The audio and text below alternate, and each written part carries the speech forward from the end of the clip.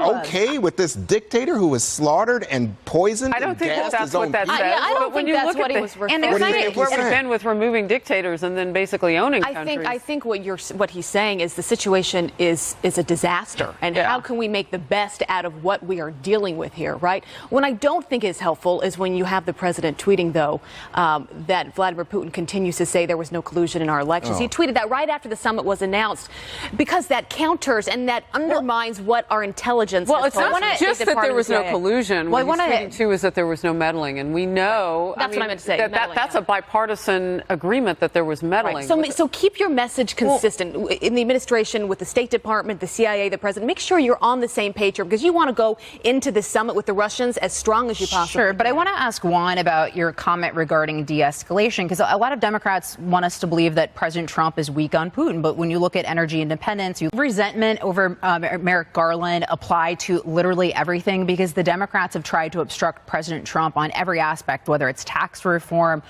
or now with the Supreme Court nominee. So that doesn't fly. And this is all about politics. The Democratic Party consistently, every election, tried to bring up the War on Women playbook. This is what they do in basically every election that I have worked in politics. And this is what they're trying to do heading into the midterm election. So, of course, they're trying to make this about abortion. They want that to be the central theme, because they're trying to drive women out to vote, and they're trying to re-engage the War on Women playbook. So this isn't about picking a good Supreme Court nominee. This is simply about politics and driving people out to vote. So before you answer that, I would ask you this, Lisa. As you look at the playing field of candidates that Juan was pointing to, and we know that we're getting down to 5 now out of the original what we thought was 25 that the president might be looking at, do Democrats have a point that these would be, people who would see a more conservative view on abortion, or is it happenstance? The president says it's not going to be a litmus test. What do you make of it? As former President Barack Obama famously said, elections have consequences. Yes, and there's a reason why you have Democrats that are up in arms, because this is arguably the most important decision the president is going to make in his entire presidency, because this is the position.